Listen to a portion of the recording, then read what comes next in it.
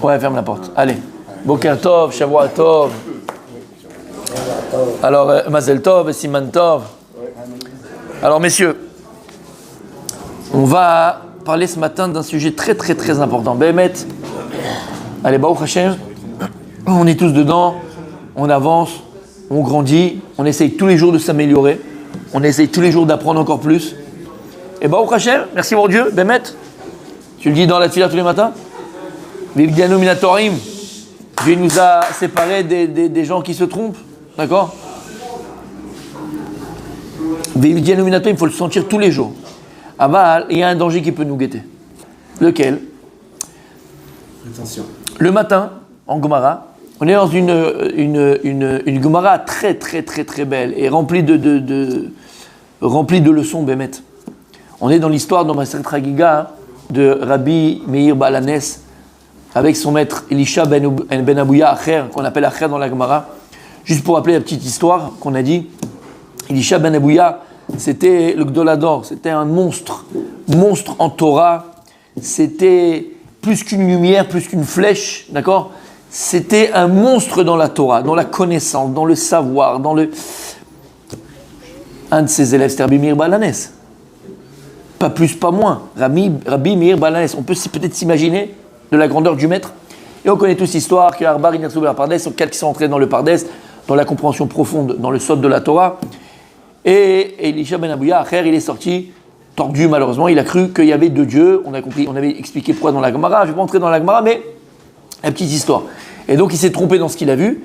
Et il a cru qu'il y avait deux Réchouillotes, donc deux dieux dans le monde. Et après cela, donc il a tout remis en cause. Toute la Torah, il l'a remis en cause. Et jusqu'à malheureusement la fin de sa vie, ça a été un renégat. Ça a été un renégat, d'accord? Un hérétique. Plus que ça, un hérétique. Maintenant, ce qui est intéressant dans la Gemara, c'est qu'on voit combien Rabbi Meir, son élève, ne l'a pas lâché. Rabbi Meir Baal Hanes aurait pu dire, bon ça y est, celui-là, il n'est pas mon maître, c'était mon maître, il est parti. Qu'il était comme ça, mais pendant qu'il était encore comme ça. Et il y a des histoires tellement belles, quand il était pendant Shabbat sur son cheval, c'était Yom Kippour, Acher Elisha ben Abouya, on a dit à Rabbi Meir, ton maître, il est sur un cheval pendant Shabbat, et il a tout fait. On voit la discussion entre les deux. Il a essayé de tout faire Rabbi Meir pour le faire revenir Bitchouva, chez Azor Bitchouva, pour amener le repentir et qu'il fasse Teshuvah. Et que ça y est, Machaya, ce que t'as fait. Et on repart sur une nouvelle perle blanche. On écrit une nouvelle perle blanche. C'est une perle blanche, on va écrire une nouvelle histoire. Donc on voit que Rabbi Meir n'a pas lâché son maître. Et d'ailleurs, on va le voir jusqu'à la fin de sa mort. Ça veut rien dire, t'as compris? Tu suis peut-être? Jusqu'à sa mort, jusqu'à après sa mort. Non, mais ça, est-ce que tu... par un philosophe franco-italien. T'as vu? Coluche. Voilà, Coluche. D'accord? Jusqu'à sa mort, Rabbi Meir, il n'a pas lâché son maître. Comme on voit à la fin de la Gemara, où Rabbi Meir, il disait, qu'est-ce que je ne donnerais pas pour au moins faire rentrer l'âme de Elisha ben Abouya Acher, au moins Geinam. Puisque lorsqu'il arrive pour se faire juger, la Gemara, elle dit, il avait une telle Torah, que la Torah le protégeait malgré lui. Il avait une Torah de fou. Donc la Torah le protégeait. Donc vous ne pouvez pas le juger. Et de l'autre côté, il avait tellement fauté qu'on ne peut pas rentrer au Gan Eden, ce n'était pas possible. Oh la Mabba. Alors il voulait détruire son âme. Détruire son âme. C'est-à-dire qu'il n'y a pas de. Il n'existe plus. Sur ça, Rabbi Meir, il a dit Rabbi Meir, qu'est-ce que je ne donnerais pas? Je le fais, une fois que je quitte ce monde, après 120 ans, je le fais rentrer avec moi, je le prendrai, je le mettrai au Gehinam. Au moins il sera au Gehinam. Lama. Parce qu'une fois qu'on passe par le Gehinam, l'âme, elle est blanchie, cachérisée. Après, il va au Lamaba, il a son Gan Eden. C'est ce qui s'est passé. Rabbi Baal Hanes, il a fait rentrer son maître Elisha ben Abouya Acher au Gehinam pour qu'il puisse avoir le Gan Eden. Et ensuite, Rabbi Yochanan va le faire rentrer au Gan Eden. Ah bah, d'accord? Ça, c'est une histoire tellement belle. Mais on se pose la question. Rabbi Meir Baal Hanes, qu'est-ce que tu te casses la tête? Pourquoi est-ce que Rabbi Meir Baal Hanes s'est cassé la tête? Ça lui a tellement pris à cœur de voir son maître dans cet état-là. Il y a des gens qui font des erreurs. Tu lui parles. Il ne veut pas écouter. C'est bon, ça fait venir. Qu'est-ce qu'il avait, Rabbi Meir, avec son maître? On voit qu'il avait une relation très particulière. Et d'ailleurs, il a dit à ses élèves, ne faites pas comme moi. Parce que moi, je suis capable d'enlever l'écorce et de manger le fruit, mais on ne va pas chez un maître qui est tordu. On ne va pas prendre la Torah de quelqu'un qui est tordu, ça va t'influencer. Rabbi Meir, c'était le seul qui était capable de le faire. On n'a pas à faire une chose pareille. Tu ne veux pas aller étudier chez un tordu. Talo Yachol. Oui, mais il a une Torah de fou. Non, non, c'est pas bon. Ne fais pas ça. Il continue d'étudier avec lui. Il continue d'étudier avec lui. Il a continué à étudier avec lui. Il étudiait lui personne? Bien sûr, non, il n'étudiait pas. C'est Rabbi Meir qui le faisait étudier. Il lui posait des questions et lui répondait. Parce qu'il connaissait tout. Exactement. Et il a dit, Rabbi Meir à ses élèves, ne faites pas comme moi. Ne faites pas comme moi. Moi, c'est très particulier. Moi, j'ai la capacité d'enlever l'écorce, la saleté et de manger le fruit. Mais vous avez passé le style. Bon. En tout cas, la question, elle est très simple. Qu'est-ce qu'il a à faire, Rabbi Meir, de tellement être attaché à lui? Ça, un truc va, il y a d'autres chachamim. D'accord? Il y a d'autres chachamim. Ça, c'est pour petit 1. Petit 2, on voit dans ces parachiotes, depuis Shemot, Vaera, Bo, et la Béchalach, et on va continuer après. On voit un personnage unique. Unique. Unique dans toute l'histoire du peuple juif. Unique. Moshe Rabbeinu. Lo haya, mi Moshe ad Moshe, lo kam ke Moshe. Lo haya ke Moshe Rabbeinu. Le Rambam, il dit d'ailleurs, personne ne pourra arriver à la prophétie de Moshe Rabbeinu. Aucun autre prophète n'a pu atteindre le niveau de Moshe Rabbeinu. C'est Mashiach. Moshe Rabbeinu, c'est le premier Mashiach. D'accord? Et d'ailleurs, le Mashiach, il aura la prina de Moshe Rabbeinu. Il aura l'essence de Moshe Rabbeinu. Pour que, puisqu'on vient sauver l'homme Israël, il faut qu'il ait l'essence de Moshe Rabbeinu. Donc, il n'y a pas eu de personnage aussi grand que Moshe Rabbeinu. Pas simplement, mon tzaddik, parce qu'il a fait des miracles. Alors, il a fait par l'intermédiaire de Dieu, bien sûr. Il y a des gens qui ont vu ça, ils ont dit, waouh, il fait des miracles, c'est un faiseur de miracles. Changer l'eau en sang, bon, même si c'est Aaron qui l'a fait, mais c'est avec Moshe Rabbeinu, d'accord? Mettre les kinim, la robe, Rocher, dis-moi, Habibi, il a fait des miracles. On arrive devant la mer, mon ami, tu ne peux pas passer, il te tape le machin, c'est bon, le truc il est là, il met oh, il a fait des miracles, Moshe Rabbeinu. On dit que la manne, elle descendait dans le désert pendant 40 ans par le mérite de Moshe Rabbeinu. Lo haya, lo kam ke Moshe. Depuis Moshe Rabbeinu, personne n'a pu se lever dans la prophétie comme Moshe Rabbeinu. D'accord? Il a donné la Torah. Il est monté 40 jours et 40 nuits dans le ciel, recevoir la Torah d'Akadash Baruch Hu. Trouve-moi un humain qui est capable de faire ça. Ad Kedekar qu'il a dû mettre un masque sur son visage, tellement que son visage était lumière. Personne ne pouvait le regarder, c'était pas possible. D'accord? Donc on a quoi? Misvé. Ça misvé, c'est dans la Torah, dans la Paracha de Nassau. Quand il est descendu, il a mis un masvé, il a mis un masque, la Torah dit, lama, parce que Karan Orpanav, la Torah dit, il avait un. T'imagines avec un cadre où il a vu Panim et Panim? Ouais. Oui, mais après c'était fini, personne ne pouvait prendre la Torah de Moshe Rabbeinu, c'était pas possible. Il y avait une telle lumière, d'accord? Panim et Panim, c'est le seul qui a pu parler comme la Gemara a dit, comme un copain, entre guillemets, avec Dieu. Si on le dit, c'est parce que la Torah elle le dit, d'accord, la Gemara le dit. Comme un copain, PLP. Pas comme un prophète qui dort ou qui est comme ça, il doit se somnoler pour avoir une prophétie. C'est pas vraiment face à face. Là, Moshe Rabbeinu, c'est face à face, comme on se parle tous les deux. Donc, lo kam ke Moshe. Et on voit combien le Ham Israël était attaché à Moshe Rabbeinu. Lorsque Moshe Rabbeinu a quitté ce monde, combien ils ont pleuré sur Moshe Rabbeinu. Combien ils ont pleuré Moshe Rabbeinu. Donc on voit encore une fois l'attachement du Ham Israël par rapport Rabban Shel Israël, qui est Moshe Rabbeinu. Comme il y a écrit d'ailleurs dans la Shira. On dit dans Vayaminu Bashem Moshe Avdo. Et là, dans la Shira Tayam, lorsqu'il y a eu la traversée de la mer Rouge, il y a écrit, là ils ont cru en Hachem et en Moshe Rabbeinu.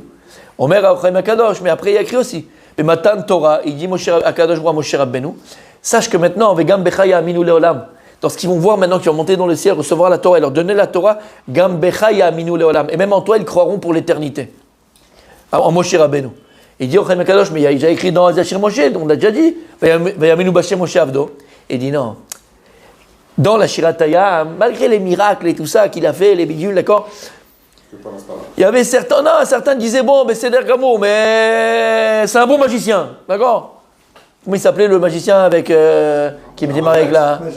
Non, qui était marié avec la blonde là. Copperfield, qui était marié avec la blonde là. Non. Copperfield, David, un petit juif.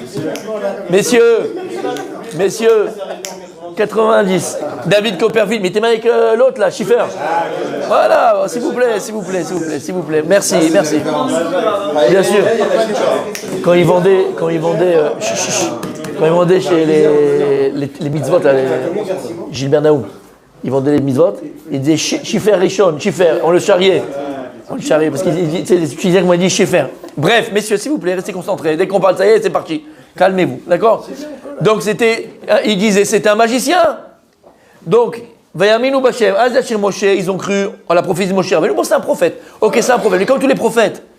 Matan Torah, Vegam Becha Yaminu Le'olam.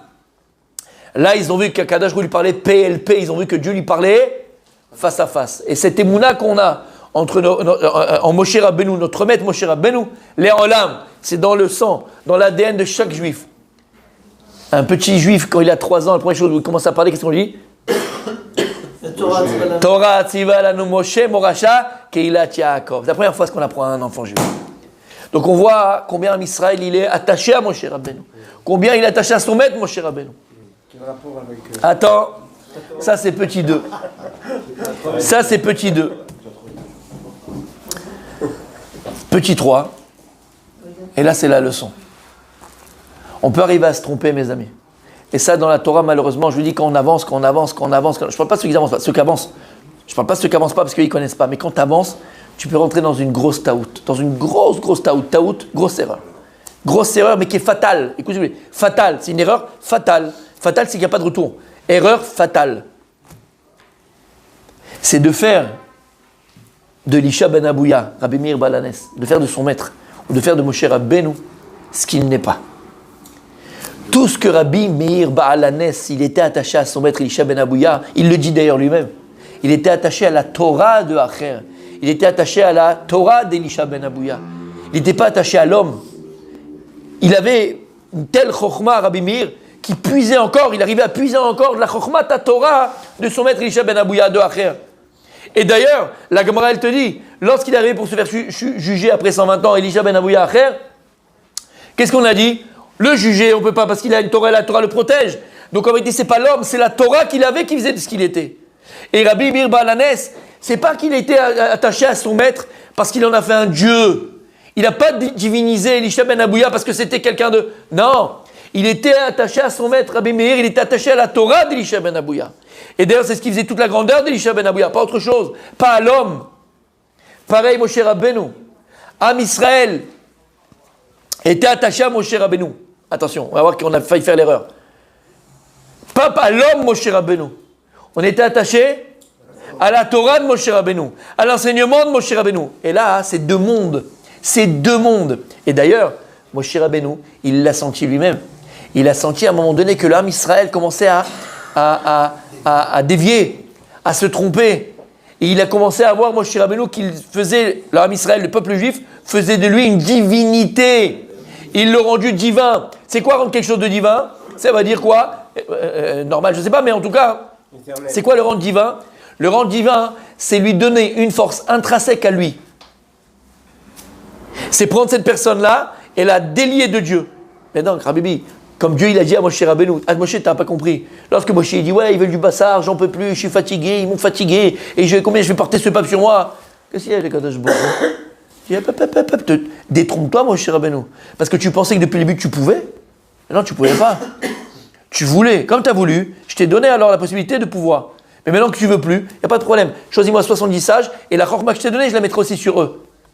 Et il dit, là, Kadosh sur place, lorsque Moshe Rabbeinu il se plaint, dans Be'alotecha, entre guillemets, à Kadosh, il dit, je peux plus, où je vais trouver autant de bassar, ils m'ont fatigué, je ne peux pas porter tout ce peuple sur mes épaules. Il dit, Kan ichlit haratson. Là, la volonté de Moshe Rabbeinu, elle a décidé. C'est pas qu'il pouvait plus, c'est qu'il ne voulait plus. Et Hachem lui dit, Moshe, détrompe-toi. Depuis le départ, tu peux pas. Simplement, comme tu voulais, je t'ai donné les moyens de pouvoir. Maintenant, tu veux pas, alors tu peux plus. C'est tout. Et Am Israël, Moshe Rabbeinu il a senti ça. Moshe Rabbeinu a senti que le peuple juif était en train de flancher, de se tromper et de faire de lui une divinité. Quand Cheta Egel. Lorsque Moshe Rabbeinu descend, et il voit l'âme Israël en train de fauter, en train de faire la faute du Hegel, le veau d'or. On sait que Moshe, qu'est-ce qu'il a fait avec les tables de la loi? Il prend, il les casse. Omer, Areshit Chochma, il vient et il dit quelque chose de magnifique. Il dit, pourquoi Moshe Rabbeinu a cassé les tables de la loi? Makar Alecha, qu'est-ce que tu as vu? Qu'est-ce qu'il y a? Où il est le problème? Il a dit, Moshe Rabbeinu, il s'est dit comme ça dans sa tête. Si déjà, l'âme Israël, parce que j'étais pas là, ils ont eu besoin d'une représentation, parce qu'en réalité, ils n'ont pas fait vraiment Avodah, ils n'ont pas fait d'idolâtrie. Ils voulaient une représentation divine sur terre. Il y en a qui l'ont fait aujourd'hui, hein. D'accord? Ça existe depuis 2023 ans, il y en a qui ont fait une représentation de Dieu physique sur terre. Mais Am Israël, c'est ce qu'ils ont fait avec le veau d'or. Ils ont voulu une représentation physique de Dieu sur terre. Alors quand Moshe Rabbeinu, il a vu qu'ils ont fait le veau d'or, Moshe Rabbeinu il a dit, attends, s'ils font l'erreur avec moi, c'est parce que je ne suis pas là, alors il n'y a pas de Torah, mais que je sois là, pas là, encore là, demain là, la Torah elle est là, la Torah ne dépend pas d'un homme. Donc ils ont fait de moi un petit Dieu. Alors Moshe Rabbeinu il s'est dit comme ça, si de moi ils ont fait un Dieu, alors même de la Torah ils vont faire un Dieu. Mais la Torah elle dépend de qui? Mais d'Akadosh Baruch Hu lui-même. La Torah c'est la volonté de Dieu, la Torah c'est encore un moyen. Ton Rav c'est un moyen, la Torah c'est un moyen, c'est pas un but. Donc qu'est-ce qu'il a fait? Il a cassé la Torah. Pour la montrer que t'es la Torah, pas la Torah, Dieu il est toujours là. Makara lecha. Même la Torah, tu peux pas entre guillemets, la rendre divine. T'as entendu? Et ça, c'est l'erreur qu'on peut faire. L'erreur qu'on peut faire quand on avance d'Afka dans la Torah. C'est très très fin. C'est à commencer à idolâtrer son Rav. Rendre son Rav divin. C'est un homme. Il fait pipi caca comme toi. Il n'y a pas de problème avec ça. Simplement attention. Oui, il a une Torah. Et c'est cette Torah que tu respectes. Cet enseignement que tu respectes. Cette Torah qui t'enseigne. Mais ce n'est pas l'homme en tant que tel. Ce n'est pas l'humain en tant que tel. On doit respecter tous les humains. Attention. On sait, voilà, quand tu te lèves devant un chacham. D'accord? Devant quoi tu te lèves? Tu te lèves dans sa Torah. Devant ce qu'il représente. Mais pas l'humain. Devant ce qu'il représente. Et pourquoi je dis ça? Parce que c'est tellement d'actualité, même aujourd'hui. Et toutes les générations. Vous avez tous vu les vidéos qui ont circulé, d'accord, ce qui s'est passé au 717 par exemple. D'accord? Chez Mishmor. D'accord? Pareil. Du rabbi. Il y en a qui en ont fait une divinité. Il y en a qui en ont fait une divinité. Mais c'est pas que pour le rabbi. C'est pour tout. C'est... Ouais, il voulait agrandir, ouais. D'accord? Bon bref, l'homme échané. D'accord? Parce qu'il y a une guerre entre les méchiristes et les non-méchiristes. Et les non-méchiristes, ceux qui ont le 717 et les autres, ils veulent prendre le 717. Je ne rentre pas dans la politique, c'est pas ça le sujet. C'est juste un exemple vivant, si on pourrait s'expliquer ainsi. D'accord? D'une erreur qu'on peut faire avec notre maître. Est-ce que le rabbi, il avait l'étoffe du Mashiach? Nous, on n'est personne pour le dire, mais sûrement. Aval, il y a eu, dans des générations, aussi, des juifs, qui ont dit qu'il n'est pas mort et qu'il va ressusciter. Et ça, c'est que ça a sorti le christianisme, avec après toutes les branches qu'on connaît du christianisme. Il n'est pas mort, il va ressusciter. Regarde le malheur que ça a amené au peuple juif. Regarde le malheur que ça a amené au peuple juif. Ça, on ne peut pas le cacher. 2000 ans de bûcher, 2000 ans de pogrom, 2000 ans de mort, 2000 ans de souffrance, 2000 ans d'accord? De quoi? De ça. Et où est l'erreur? Parce qu'on fait du Rav une divinité. On en fait un Dieu. Quel Dieu de quoi? C'est un homme avec une Torah. Et tu respectes sa Torah, tu as envie de sa Torah. Mais c'est un homme. Fais très attention. Et encore aujourd'hui, pareil avec le Rav. Moi, j'ai connu des gens, d'accord, des gens qui ont fait du Rav Yosef le Mashiach. C'était des fanatiques. Mais pourquoi je vous dis ça? Parce que c'est quelque chose qui est normal. Et il y a une Gemara d'ailleurs, qui ramène que c'est marrant, c'est une Gemara qui dit c'est quelque chose de normal. Chez l'être humain, c'est normal de... Chez l'être humain, chez les Am Israël, quoi, quand tu es dedans à fond, c'est normal. C'est normal dans le sens normal du terme, ça c'est logique. La Gemara, elle ramène que c'est marrant, elle est marrante cette Gemara, que tous les élèves du Rav Yanaï, ils disaient que c'était Mashiach. Il amenait un passouk pour prouver que c'est le Mashiach. Et là-bas, c'est une Gemara, hein, et que chaque yeshiva qu'il y avait à l'époque à Bavel, chacun disait notre Rav c'est le Mashiach et il amenait des preuves d'accord de ça. Donc je vois que c'est quelque chose de naturel. Chacun il idéalise son Rav et il dit voilà c'est le Mashiach parce qu'on voit des choses magnifiques. Quand tu vois vivre le Rav Shach, tu vois vivre. Ça veut juste dire que c'est humain et c'est logique et que tout le monde peut arriver à ça. D'accord? Maintenant, de son vivant, je vais expliquer. De son vivant, pensez peut-être que le rabbi c'était le Mashiach, et sûrement c'était le Mashiach. Peut-être, il avait tout pour être Mashiach. D'accord? On l'a loupé. Et il y en a eu plein de Mashiach potentiels qu'on a loupé, d'accord? Ça, c'est pas grave, que de ton vivant, entre guillemets, tu peux penser tu es sûr que c'est mon Rav le Mashiach. C'est pas grave, mais qu'après 120 ans que machin et tu continues à faire des machins, ça c'est très grave. Tu comprends ce que ça veut dire? Et donc faire attention. Et la leçon en vérité, je vais vous dire pourquoi. La leçon elle est comme ça. C'est que si tu veux vraiment continuer à prendre, apprendre de ton Rav, d'accord? Ben, fais attention à ça. Parce qu'à partir du moment où tu le divinises, d'accord, où t'en fais un Dieu, Mechila, d'accord, t'en fais un Dieu, tu ne pourras pas prendre ton Rav parce qu'à partir de ce moment-là, tu es aveuglé. C'est comme l'amour. L'amour, il aveugle. D'accord? Moi, j'ai besoin d'apprendre de mon Rav. Et si j'ai besoin d'apprendre de mon Rav, c'est que d'abord, je dois le voir humain. Et donc, s'il est humain, c'est que des fois, même, il peut peut-être, des fois, des erreurs, se tromper. Et donc, ça va me permettre de quoi? De poser des questions. Quand je ne comprends pas, mais si tu le divinises, sa parole, c'est fini. Ça ne veut pas dire que je remets en question ce qu'il dit, c'est pas ça du tout. C'est que je veux comprendre. Et moi, je veux continuer à avancer. Et si je veux avancer, je dois pouvoir débattre avec lui. Mais si tu le divinises, Dieu, il n'y a pas de débat avec Dieu. Dieu, il dit, c'est Dieu, c'est tout, c'est nu. D'accord? Donc, c'est Dieu. Non, moi, je veux débattre avec mon Rav. Moi, je vais apprendre de lui. Je vais apprendre. Et peut-être que par moi, il va encore plus être racham. Comme on dit, Mikol Melamedai, Iskalti. Le plus que je deviens intelligent, c'est grâce à mes élèves. Donc, il faut faire très attention. Mais parce que la ligne, la frontière entre Rav et Talmid et Dieu et disciple, on va dire, d'accord, elle est très fine. Parce qu'on idéalise cela. Et surtout, Baruch Hashem, quand tu as le Rabbi Akiva, quand tu as des monstres comme ça, comme Elisha Ben Abouya, quand tu as le Rabbi, quand tu as des sommités, c'est même plus des sommités, c'est très facile de tomber dedans quand on était petit. Très facile. Et c'est ce qui se passe un petit peu avec les tzadikim de notre génération. Parle avec des talmidim à eux. Ben, des fois, au-delà de la génération, d'accord, ils en font une... Calme-toi. Bien sûr, prends de ton Rav et sois proche de lui. Et bataille, pompe. Mais attention, il est humain. Et d'ailleurs, moi, pour l'avoir vu, d'accord, Béhémet, à mon tout petit niveau, les Gdolim, normalement, ils font attention à ça. Ils font attention, parce qu'ils le savent, ils connaissent le danger. Et très souvent, même devant leurs talmidim, qui sont très proches, et Rabbi Nachman, il dit ça dans une Torah d'ailleurs. D'accord? Rabbi Nachman, il dit des fois, tu l'as fait, Yigal, d'accord? Et des fois, il faut faire des maaseh shtout. Tu connais ce Rabbi Nachman? D'accord? Maaseh shtout. Exprès pour montrer que, regarde, maaseh shtout. Comme ça, il dit. Maaseh shtout. Mais c'est tellement profond ce qu'il dit. Non, on croit que c'est idiot. C'est tellement profond. Le Rab, il va faire un maaseh shtout. Un acte débile. Un truc débile. Comme ça, le deux. Ben ouais, du bon, hop, ça ferait descendre là. Parce que sinon tu le vois, c'est paro quoi, l'Avdil, d'accord? Moi je fais pas pipi, je fais pas caca, donc je suis Dieu, tu vois. Voilà. Maaseh shtout, fais un maaseh shtout. Il dit, c'est quoi la chokma de Rabbi Nachman? Lama, quand les talmidim vont voir ça, ça va descendre la vapeur, ça fait descendre la peur. Bon, il est humain, et donc tu peux continuer. tu peux continuer à apprendre de lui. Et donc, Béhémet, c'est la leçon. Moshe Rabbeinu, c'était ce qui... Moshe. Aval, Moshe Rabbeinu, il a cassé l'étape de la loi parce qu'il a eu peur qu'on fasse de lui un Dieu. Moshe, il n'y a pas de Dieu. Et d'ailleurs, c'est pour ça que la tombe de Moshe Rabbeinu, Hachem, il a dit non, je veux pas. C'est tel, vous êtes... Parce que c'est l'exemple le plus grand, Moshe Rabbeinu. On ne peut pas comme Moshe Rabbeinu. On va en faire une divinité.